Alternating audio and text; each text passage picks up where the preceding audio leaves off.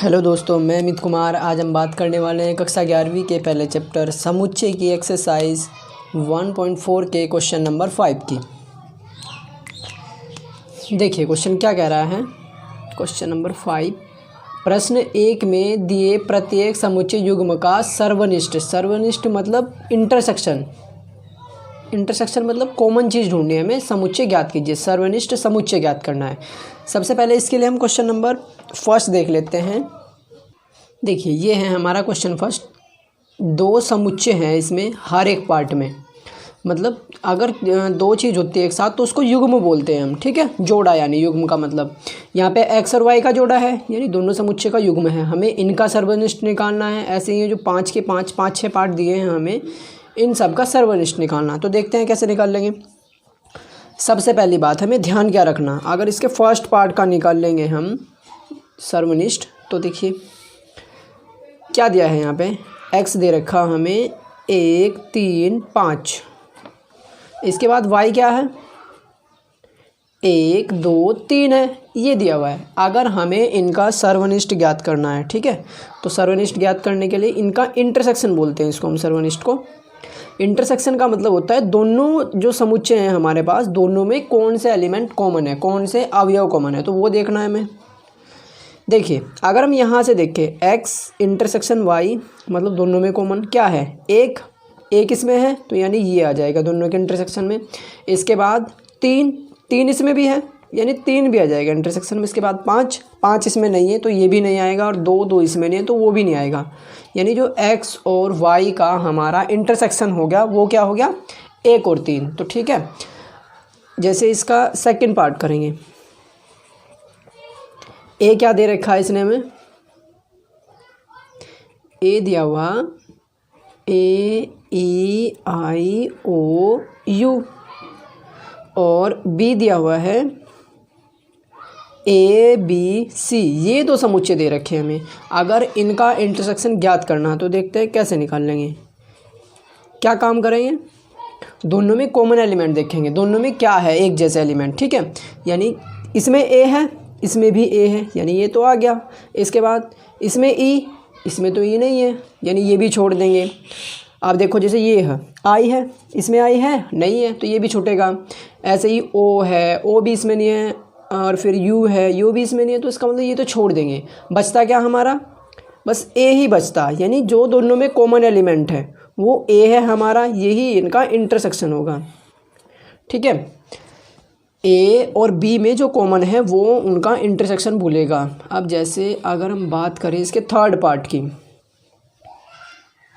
देखिए third part में क्या दे रखा है उसने, ए दे रखा हमें x, जबकि x एक प्राकृत संख्या है। प्राकृत संख्या का क्या मतलब होता है, जो गिनती में आती है, जैसे 1 2 3 4 ऐसे टाइप की जो संख्याएं होती है उनको बोलते हैं हम प्राकृत संख्याएं। इसके बाद एक और कंडीशन, पहली बात तो x प्राकृत होना चाहिए, साथ में क्या होना चाहिए, 3 का गुणज मतलब कैसा होना चाहिए, 3 6 9 12 ऐसे टाइप का होना चाहिए। तो यानी जो हमारा a मिलेगा यहाँ पे, जो इसका थर्ड पार्ट होगा, थर्ड पार्ट में जो हमारा a होगा वो देख लेते हैं। जो a होगा हमारा, a बराबर x एक प्राकृत संख्या और 3 का गुणज, यानी 3 6 9 12 ऐसे करके जो संख्याएं होंगी बहुत दूर तक वो सारी की सारी a में आ जाएंगी, ठीक है। अगर b को देखें इसी तरह से हम, b हमारा क्या है, ये रहा x संख्या 6 से कम एक प्राकृत संख्या है, यानी कि जो संख्या है b में हमारी वो कैसी है, पहली बात 6 से कम होनी चाहिए, 6 से छोटी होनी चाहिए, साथ में प्राकृत यानी गिनती में आने वाली होनी चाहिए। 1 2 3 4 5 6 से गिनती में होती है, और 6 से कम होनी चाहिए इनमें से। तो कौन कौन सी होगी, वो हो जाएगी हमारी b बराबर 1 2 3 4 5, बस 6 से छोटी यही तो है, 6 से कम तो 1 2 3 4 5, ये दोनों की दोनों संख्याएं हो गई। अब हमें इनमें से क्या निकालना है, a intersection b। a intersection b से मतलब इन दोनों में क्या कॉमन दिखाई दे रहा। देखिए दोस्तों, इसमें 3 6 9 12 यानी कि 3 के ऐसे ही गुणज होंगे बहुत सारे, जो 3 के पाड़े में आते हैं और बहुत सारे आगे तक चला जाएगा ये। यहाँ पे, लेकिन यहाँ पे क्या है, केवल 3 ही दिखाई दे रहा जो इसमें होगा, ओनली 3 के अलावा तो कोई नंबर है नहीं इसमें। जैसे अगर हम 6 देखें तो 6 इसमें नहीं मिलेगा, 9 12 इससे बड़े बड़े कुछ नहीं, और साथ में अगर 1 2 4 5 देखें तो भी इसमें नहीं है। यानी दोनों में कॉमन क्या हो गया हमारा, 3 कॉमन हो गया, एक ही नंबर कॉमन आया, एक ही नंबर दोनों सेट में दिखाई दे रहा हमें एक जैसा। ठीक है दोस्तों, यानी ए और बी का जो इंटरसेक्शन हो गया हमारा वो ये हो गया। ठीक है, अब इसके बाद अगर हम फोर्थ पार्ट करें इसका, फोर्थ पार्ट में क्या दिया है हमें ए है x एक प्राकृत संख्या, और x जो है वो 1 से तो बड़ा है लेकिन 6 से छोटा या 6 के बराबर है। देखिए यहाँ पे सबसे पहले इसको बता देते हैं हम क्या मतलब है इसका, जो हमें दे रखा ना ये कि 1 x ऐसे टाइप का, इसमें क्या होगा, जो ये x होगा हमारा प्राकृत संख्या यानी गिनती वाला होना चाहिए, और साथ में 1 से तो बड़ा।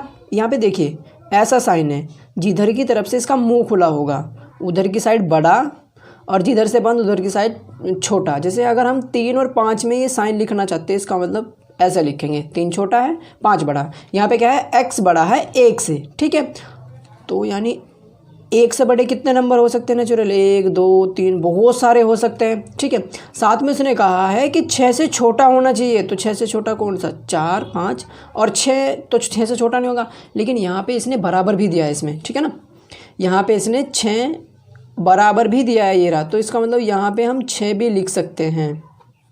ठीक है, यहाँ पे हम 6 भी लिख देंगे, तो वो लिख दिया है। जो हमारा ए सेट हो गया वो हो गया ऐसे टाइप का कुछ।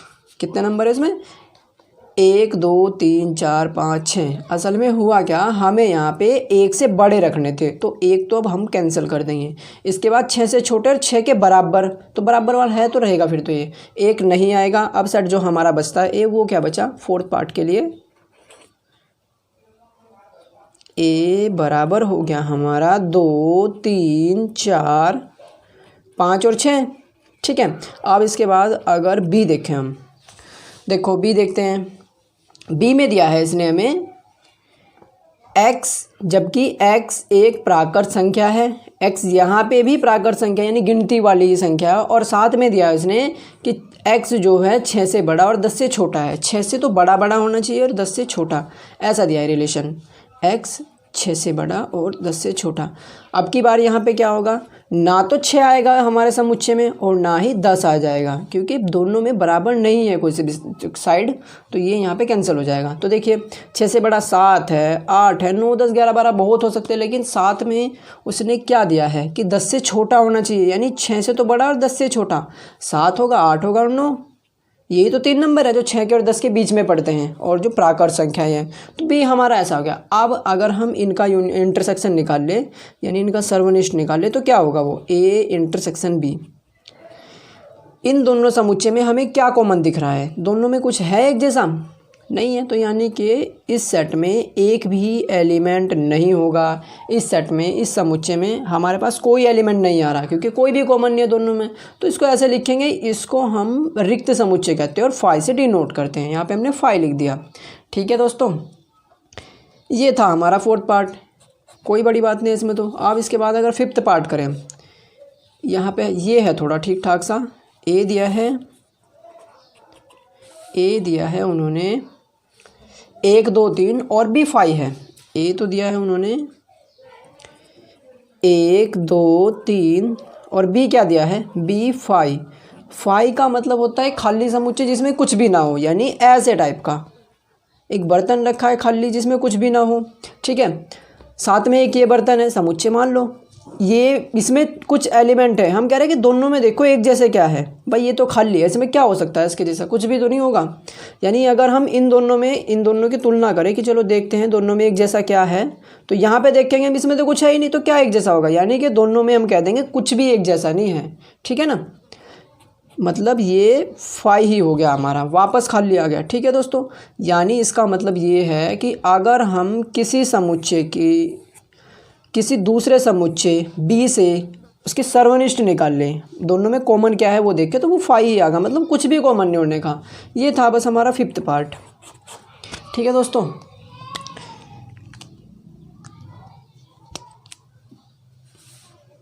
हो गए 5 के 5 पूरे। देखिए दोस्तों, हम नहीं कहते कि आप हमारे चैनल को सब्सक्राइब करें, वीडियो को लाइक करें, लेकिन हमारे लिए इतना ही बहुत है कि आप सीख जाए। Thank you.